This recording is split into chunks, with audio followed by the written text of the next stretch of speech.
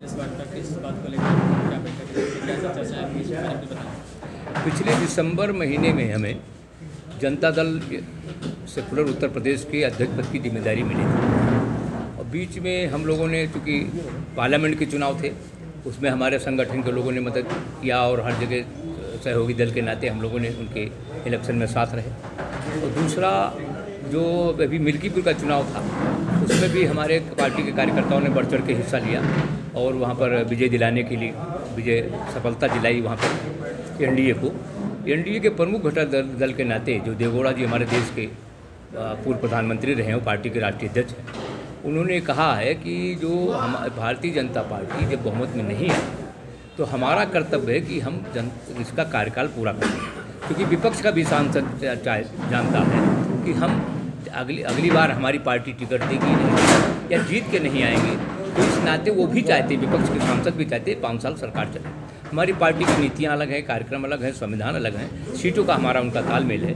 दूसरा, पार्टी के संगठन को सक्रिय मजबूत बनाने के लिए हम लोगों ने जिला संगठनों की बैठक बुलाई थी, प्रदेश के लोगों को बुलाया था हमने, जो प्रमुख लोग हैं। 44 जिलों में हमारा संगठन बन गया।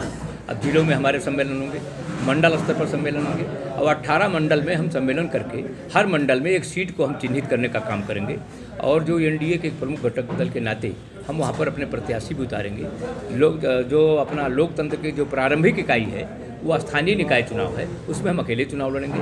और इसके बाद जो इधर छात्र संघों के चुनाव हैं उसको छात्र संघों के चुनाव के लिए हम सरकार पर दबाव बनाएंगे। इसके लिए हमने पार्टी कार्यकर्ताओं से कहा है कि छात्रों के बीच में जाएं, नौजवानों के बीच में जाएं, उनके बुनियादी सवालों को अपने साथ जोड़ने का काम करें। तो जनता के कौन से सवाल उठाएंगे अपनी पार्टी के माध्यम से? जो सरकार की जन कल्याणकारी नीतियाँ उनको जनता तक पहुँचाएंगे। जो जन विरोधी नीतियाँ उस पर सरकार का ध्यान आकर्षित करेंगे।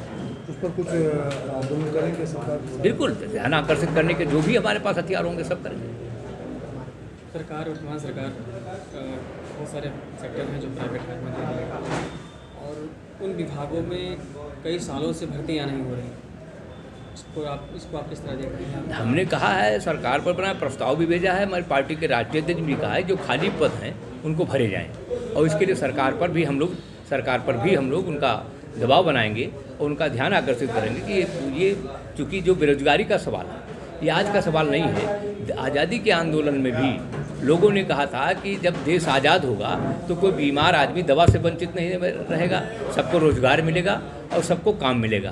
तो आज शिक्षा महंगी हो गई, रोज़गार सीमित हो गए और जो महंगाई बढ़ रही है, तो इसके कारण मूलभूत कारण अभी अमेरिका WTO से अलग हुआ है और निशिकांत दुबे ने भी पार्लियामेंट में कहा कि धीरे धीरे हम लोग उससे अलग हो रहे हैं, धीरे धीरे अपने हम स्वदेशी के सवाल पर हम आगे बढ़ रहे हैं।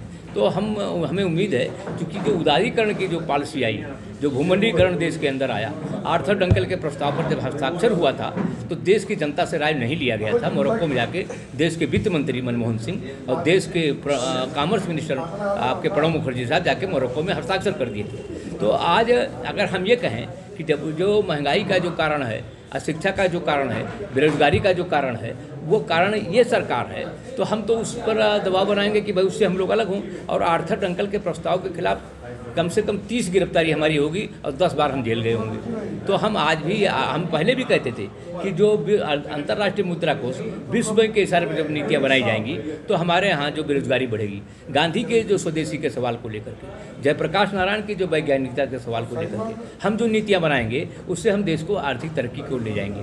क्योंकि हमारे देश के अंदर जो धार्मिक उन्माद है, जातीय उन्माद है, ये भी तरक्की में बाधक है। और जो जातीय संगठन के रूप में राजनीतिक पार्टियाँ काम कर रही हैं, जो जातीय उन्माद पैदा करना चाहती हैं, वो भी देश के लिए अभिशाप है, तरक्की में अभिशाप है। उसके लिए हम लोग आंदोलन चलाने का काम करेंगे, संघर्ष करने का काम करेंगे। हर खबर की अपडेट पाने के लिए हमारे चैनल को लाइक करें, सब्सक्राइब करें और बेल आइकन को दबाएं।